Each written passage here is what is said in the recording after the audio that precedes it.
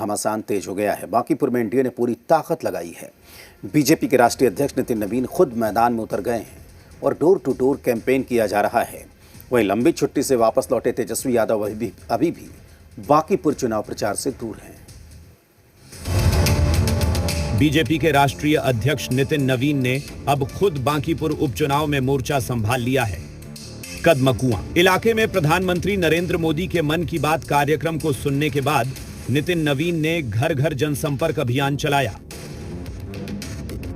बांकीपुर उपचुनाव हो रहा है और बांकीपुर में वोटिंग का बस अब कुछ ही दिन बचे हैं। उसके पहले देखिए बीजेपी के राष्ट्रीय अध्यक्ष नितिन नवीन जो यहाँ से विधायक हुआ करते थे, अब राष्ट्रीय अध्यक्ष जो है वो वोट मांगने के लिए नीरज कुमार सिन्हा के पक्ष में उतरे हैं मैदान में और घर घर जाकर वोट मांग रहे हैं। आप तस्वीरों में देख सकते हैं कि नितिन नवीन डोर टू डोर कैंपेन कर रहे हैं।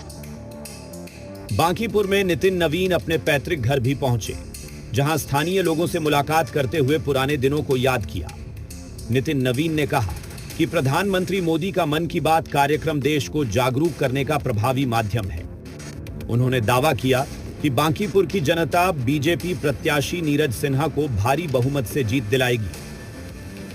फिर मोहानी के इन गलियों में से बचपन, पिताजी का तो जन्म इसी इलाके में हुआ, लेकिन मेरा भी बचपन बच्चे से यहीं पर खेले। यहाँ के गलियों में क्रिकेट खेलना, ये हम लोग का थोड़ा मैदान हुआ करता था। ये जो अभी आप मकान देख रहे हैं, यहाँ मैदान होता था, यहाँ पे हम लोग क्रिकेट खेलते थे। काफी रोड ऐसी रहता था तो बरसात के दिन में पानी जम जाता था और बगल में किनारे किनारे नाला रहता था। वहीं बीजेपी कार्यालय में एनडीए ने संयुक्त प्रेस कॉन्फ्रेंस कर प्रशांत किशोर और विपक्ष पर हमला बोला। प्रशांत किशोर जी,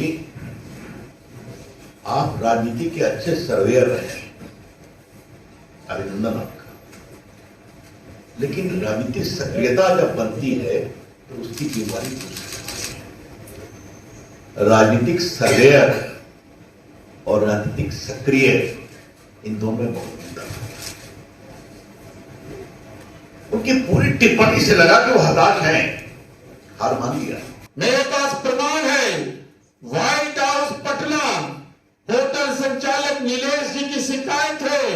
उनका कहना है कि जन स्वराज से जुड़े लोग 4 महीने से होटल में ठहरे हुए हैं, लेकिन कथित रूप से भुगतान नहीं हुआ। क्या होटल मालिक जो बैंक से लोन लेकर करके अपने जिम को तालीम की योजना चला रहा है? जो ये जालसाज है प्रशांत किशोर, इन्होंने कहा था कि अगर जेडीयू को 25 सीट से ज्यादा आ जाएगा तो मैं राजनीति से संन्यास ले लूंगा। अरे तुम तो राजनीतिक है ही नहीं, तुम तो बिचौलिया है। संन्यास भी कोई राजनीति करने वाला लेता है, ये तो बिचौलिया है। बांकीपुर उपचुनाव को लेकर मंत्री इंजीनियर शैलेंद्र का दावा है कि इस बार जीत का अंतर और बड़ा होगा, क्योंकि जनता ने सरकार के 100 दिनों के काम को देखा है और डबल इंजन सरकार पर भरोसा जताया है।